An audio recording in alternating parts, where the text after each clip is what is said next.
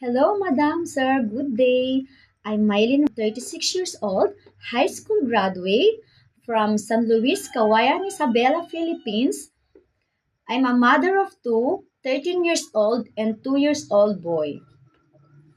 I've worked abroad for 3 years in Qatar. In Arabic family, member of three. My madam, my sir, and the baby. My main course there is taking good care of the baby, giving her food, making her milk. Sometimes we play, cleaning the house, to make the house clean, ironing, and washing the clothes.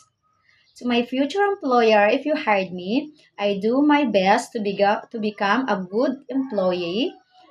I'm a good and trustworthy person.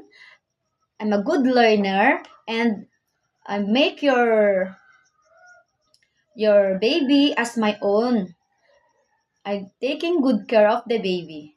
Thank you so much.